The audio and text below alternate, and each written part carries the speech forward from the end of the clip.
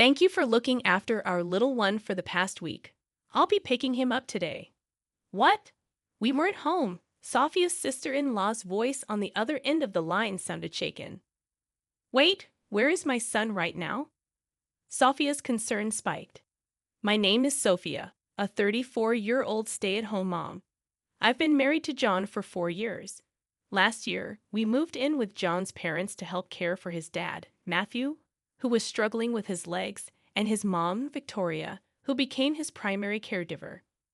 We thought it would be too much for Victoria to handle both housework and caregiving, so John and I offered to move in. At first, they were hesitant, but eventually welcomed the idea. John's brother, James, works for a global company and is currently abroad on business. That's why John, being the younger son, felt it was his responsibility to stay close to his parents and initiated the move. Living in my in-laws' house, I had no complaints. Victoria always appreciated my cooking and help with chores. They treated me kindly, and I always felt serene in their presence. John has always been kind-hearted, much like his parents. Living together was enjoyable until tragedy struck. Matthew's health deteriorated, and he passed away at the hospital. His death deeply affected Victoria and John. We held a funeral where many people attended, including James, who came back from abroad. John, Sophia, thank you for taking on so much responsibility as the eldest son. James expressed his gratitude during the difficult time. I should have been the one to stay with Dad. Don't worry about it, bro. Your job overseas is important. That's right. I found happiness living with Matthew and Victoria. Thanks, both of you. I have to head back to my assignment, so please continue to look after Mom. James expressed gratitude before leaving, clearly feeling bad about not being more involved. He seemed sorry for not participating in household affairs after Matthew's passing. Despite James's departure, we continued living with Victoria, not just because he asked us to, but out of genuine concern for her well-being now that she was alone. Victoria appeared deeply saddened since the funeral, and both John and I were cautious in our interactions with her, not wanting to overwhelm her. We carried on as usual, being attentive to her needs. Gradually, Victoria started feeling better. Thanks, both of you. I'm okay now. Sorry for worrying you, she said, smiling warmly. Both John and I were relieved to see Victoria back to her old self. From then on, the three of us lived peacefully as a family. However, a new source of tension emerged in the form of Olivia, my brother-in-law's wife. Hello, looking forward to another great day, she would say, dropping off her son Alexander frequently. Alexander was a well-behaved 5-year-old, and Olivia believed leaving him with us would be a good distraction for Victoria, who had recently lost Matthew. While Victoria enjoyed spending time with her grandchild, Olivia's constant dropping off of Alexander became exhausting. Olivia claimed she couldn't take care of him during her part-time weekend work, insisting that Victoria, now free from caregiving responsibilities, should accommodate him. Although Olivia's assertion wasn't entirely wrong, it didn't make it acceptable for her to impose her child on us without considering our plans. I wonder why she doesn't work during the weekdays when Alexander is at preschool. That way, she could pick him up after work. It's puzzling. Do you think my brother knows about this? I mean, if he's in a global company, does she even need to work this much? John and I had that conversation when Alexander got dropped off during the weekends. John couldn't relax after work, and I had a part-time job on weekdays, so we preferred peaceful weekends with John and Victoria. Our plans would get thrown off when Olivia suddenly showed up to drop off her child. Finally, John and I asked Olivia to minimize the frequency of her visits. We have our plans too, you know. It's troublesome when you keep leaving Alexander here, John remarked. Olivia retorted defensively. Oh, what plans could possibly be more important than my job? John shot back. Why not you consider working when Alexander is at preschool? Then there's no need to leave him here. This infuriated Olivia. How terrible. You people don't care about family at all. It's sad to have relatives like you, Olivia said emotionally, screaming loudly. John and I were taken aback, but Victoria stepped in to mediate. Let it be, John. I enjoy spending time with my grandson, so it's no problem for me. Good on you, Victoria. I knew you'd say that. Alexander seems fond of you, and it's better to leave him with someone we can trust. Olivia commented with a smug look on her face. Since then, the frequency of her dropping off Alexander increased. Lately, she's even been bringing him over from preschool until the evening on weekdays.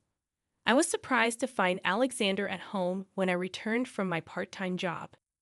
Sure, it's tough for her to look after the kid alone while James is away on a business trip, but she's definitely taking advantage of us. At this rate, we're practically taking care of Alexander half of the month. When he's with us, we often end up feeding him lunch, snacks, and sometimes even dinner, and Olivia doesn't contribute any money for food or anything. The burden keeps increasing on our end, and it didn't sit well with me. However, Victoria accepts everything, so neither John nor I could say anything further. Amidst all this, an unexpected incident occurred. The weather had been scorching hot, and the moment you step outside, you're dripping with sweat. We were all cautious, and one day, I returned home from my part-time job to find Victoria had collapsed. We immediately called an ambulance, and they confirmed it was heat stroke. Luckily, she fell just before I got home, so she was all right, but she had to be hospitalized for some time. I got so focused on housework, I didn't realize I was overheating. I'm really sorry for worrying you, Victoria apologized. It's okay, Mom. Thankfully, you're safe now. John and I reassured her, chatting with Victoria in her hospital room. We were relieved, but we had planned a family trip set to depart the day after tomorrow. If Mom's in the hospital, the trip's going to be a problem. Yeah, we'll need to cancel, we discussed. As we were discussing this, Victoria suggested, why don't you two go ahead without me? But Mom, we're worried about you. We expressed our concerns. Right, we can't just leave you behind and go, we insisted. You two always help me out, so now's the time to have some alone time as a couple. I'll be fine. I'm in a hospital, after all, Victoria encouraged us. Feeling reassured, we decided to proceed with the trip. It was a waste to pay the cancellation fee for 3 people, and maybe I could change it without having to pay anything if I'm the only one who doesn't want to go. After being encouraged so much, we decided to go on the trip as well. Since John was also on summer vacation, we got into the car early in the morning on the day of the trip and headed for our Ocean View hotel. Excited for a trip as a couple after so long, we stopped at various shops on the way and found some knickknacks that Victoria would like in a chic boutique. While thinking about grabbing some lunch at a cafe, my phone rang. It was Olivia. Sophia, why aren't you answering your phone? I called an hour ago and even sent messages, Olivia questioned. Sorry, we're out at the moment. Must be nice going out while I'm working, huh? Olivia began with her usual passive-aggressive comments. Just when I thought everything was fine, Olivia dropped the bombshell. Look, I left Alexander by the front door. Take him inside and look after him, would you? What? All right, you handle the rest. Wait, hold on a sec. I tried to say more, but she hung up the phone. Despite my attempts to call her back, it seemed she had turned off her phone, probably annoyed with my constant calling. I promptly discussed the situation with John. Despite today not being excessively hot, it was still summer, and leaving someone outside for hours could lead to heat stroke. Moreover, who leaves a 5-year-old alone outside? The problem was that John and I were already far from home, having left early in the morning. Seeing me panic, John calmly said, Relax, let's think this through. I'll call my brother. He's probably off work today. With that, John called James, and fortunately, James picked up quickly. John explained the situation, and James, shocked, provided us with Olivia's parents' contact number. John then called Olivia's parents, explained the situation, and they agreed to pick up Alexander. It turned out to be a blessing in disguise. Olivia's parents lived only about an hour's drive from us, so they could retrieve Alexander without much trouble. Apparently, he was sitting in the shade, looking distressed. Olivia's parents quickly gave him some water and took him to their house. He was safe for now. John and I felt relieved and went on to enjoy our trip. But Olivia turned out to be one exhausting person. We agreed that we needed to give her a piece of our minds. However, what happened next was beyond our expectations. About a week later, Olivia called me, saying, "Hey, thanks for watching Alexander for a week. I'll pick him up today," as if she had done nothing wrong. What are you talking about? What do you mean, you got heat stroke and lost your mind? I'm coming to pick up Alexander, I responded. We weren't even home. We were out of state when you said you left Alexander at our doorstep, I added. Olivia was clearly shaken over the phone. Then where is Alexander? He's at your parents' place, I informed her. At my parents'? They've been watching over him, I continued. No way. Olivia abruptly hung up, most likely heading to her parents' place. About an hour later, Olivia showed up, demanding, "Where is Alexander?" The moment she entered the living room, she was speechless. That was to be expected because there we all were. Olivia's parents, us, Victoria, and even James. Why is everyone here? Olivia seemed confused. Then Olivia's parents spoke up. You really are beyond help. Mom, what's going on all of a sudden? Word is you've been dropping off Alexander at James's parents' way too often, haven't you? Well, I've been busy with work, so it's just on weekends, Olivia tried to excuse herself. That's no excuse, dropping him off every single weekend, Olivia's parents chided.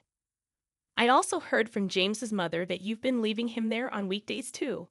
Olivia's mother and father confronted her like this. Feeling cornered by her own parents, Olivia defended herself. I'm working, you know. It's okay for me to get a little support. Victoria and John are free anyway, Olivia reasoned. James chimed in to counter Olivia's justification. I've been transferring you enough money, haven't I? You even said you needed more, so now I'm sending you $3,000 a month for living expenses, and you're saying that's not enough? Yes, that's right. $3,000 is not enough. Olivia became increasingly defiant. Any reasonable person would think you could live quite comfortably with $3,000 a month for living expenses when it's just you and a small child, James retorted. That's when Victoria sided with Olivia. Why don't you just stop lying? Victoria challenged. What? I'm not lying. You're not really working, are you? Olivia's eyes widened at Victoria's words. I am working. Olivia started to panic under Victoria's scrutiny. Victoria then pulled out an envelope and spread its contents on the table. I hate to say this in front of your parents, but I've had my suspicions about you, so I had an investigation done. It turns out you've been having an affair. You met him often on the weekends, and you left Alexander with us even on weekdays when you could manage the time. Victoria began laying out photos as proof of the affair. Stop. Don't display those pictures like that. Frantic, Olivia tried to hide the pictures. What you've done is a betrayal to all of us, James, who's been working hard on business trips, Sophia and John, who've been caring for Alexander, and most of all, you've betrayed Alexander. Victoria continued, revealing the evidence. It seemed Olivia finally realized the gravity of her actions. Olivia broke down and apologized deeply in front of us. I'm really sorry. Can you find it in your hearts to forgive me? Olivia kept apologizing, but some things can't be fixed that easily. James walked up to Olivia and handed her a piece of paper. These are divorce papers. Let's end our relationship. I don't want a divorce. Shouldn't have had an affair then, James replied sternly.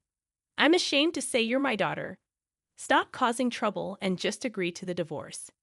No way, Olivia protested, but no one in the room was on her side. Eventually, Olivia signed the divorce papers, sealing the end of her marriage with James. James was granted custody of their child. He spoke to his company about the situation and decided to return to the U.S. sooner than planned. Although this cost him a potential promotion, James said life with Alexander is more important, and they're now living together in an apartment near our family home. As for Olivia, she's been sued for alimony by James and her affair partner. She was also disowned by her parents and is working desperately to pay off her monthly installments. Olivia wanted to see Alexander, but he refused. Apparently, Olivia was too absorbed in her phone to take care of him and often neglected his basic needs. Who would want to be involved with someone like that? Turns out Olivia's affair partner was also married, and now his wife is suing her as well. Even worse, he decided not to divorce, leaving Olivia with massive debt and losing everything: her child, James, and her parents. From now on, she'll live a lonely life with most of her earnings going toward alimony payment. But she brought it all on herself. It's the punishment she deserves for her betrayal. Meanwhile, John and I are living happily with Victoria, and since Alexander and James live nearby, we regularly go out for meals or have barbecues in our in-laws' backyard, enjoying quality family time. I plan to continue cherishing this family I love so much and live out my days in happiness.